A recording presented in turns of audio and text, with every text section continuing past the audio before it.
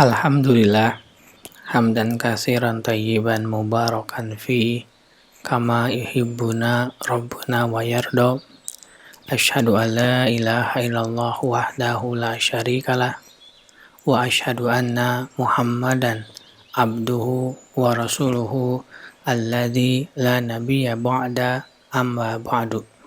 Masuk kita pada tafsir Quran surat Hud surat yang ke-11 ayat yang ke-28 sampai dengan 31.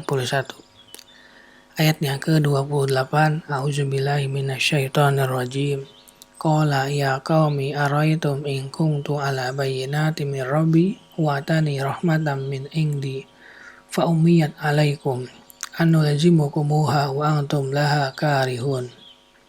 Nuh berkata, hai kaumku, bagaimana pendapatmu jika aku sudah mempunyai bukti yang nyata dari Rabbku dan dia memberiku rahmat dari sisinya, tetapi rahmat itu disamarkan bagimu? Apa akan kami paksakan kamu menerimanya, padahal kamu tiada menyukainya? Tafsir ayat yang ke-28. Oleh karena itu, qala, Nuh berkata kepada mereka menanggapi, ya qaumi araitum in kuntu ala bayyinatin min rabbi. Hai kaumku, bagaimana pendapatmu jika aku sudah mempunyai bukti yang nyata dari Rabbku? Maksudnya berada di atas keyakinan dan kepastian, yakni dia adalah Rasul yang sempurna dan teladan yang ditaati oleh orang-orang yang berakal. Akal tokoh-tokoh besar dibanding akal Nuh adalah kecil. Dia adalah orang yang benar-benar jujur.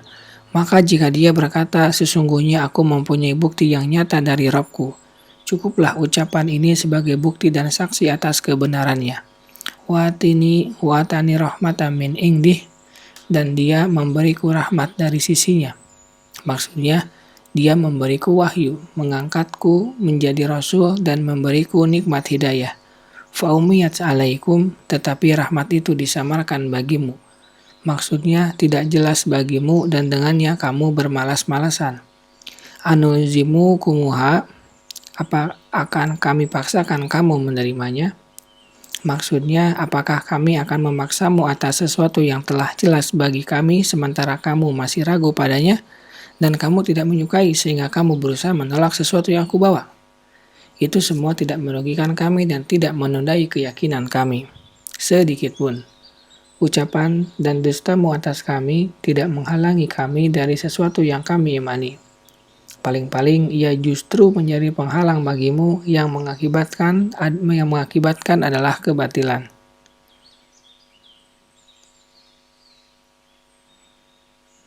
Jika keadaannya telah sampai di sini, maka kami tidak kuasa memaksamu kepada perintah Allah dan mewajibkanmu kepada sesuatu yang kamu lari darinya. Oleh karena itu, dia berkata, anulzimukumuha wa antum laha karihun. Apa akan kami paksakan kamu menerimanya padahal kamu tidak menyukainya? Ayat yang ke-29. Wa ya qaumi la as'alukum alaihi malan in ajriya illa 'alallah wa ma ana bitaridil ladzina amanu innahum mulaku rabbihim walakinni arakum qauman tajhalun. Dan dia berkata, hai kaumku, aku tiada meminta harta benda kepadamu sebagai upah bagi seruanku. Tidaklah upahku melainkan dari Allah. Dan aku sekali-kali tidak akan mengusir orang-orang yang telah beriman. Sesungguhnya mereka akan bertemu dengan Rabb-nya.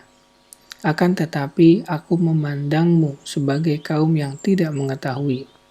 Tafsir ayat yang ke-29. Wa ya qaumi la as'alukum alaih, dan dia berkata, hai kaumku, aku tidak meminta bagi seruanku atas dakwahku kepada kalian malan, harta benda sebagai upah, karena kamu akan merasakan beratnya beban.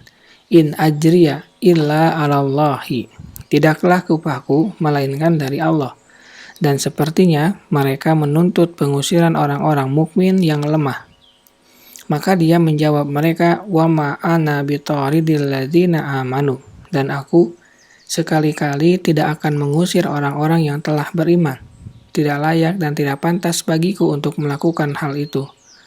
Justru aku menyambut mereka dengan gembira, penghormatan, penghargaan, dan kegembiraan. Innahum mulaku rabbihim. Sesungguhnya mereka akan bertemu dengan Rabb-nya. Dia membalas iman dan takwa mereka dengan surga kenikmatan. Walakinni arakum qauman tajhalun.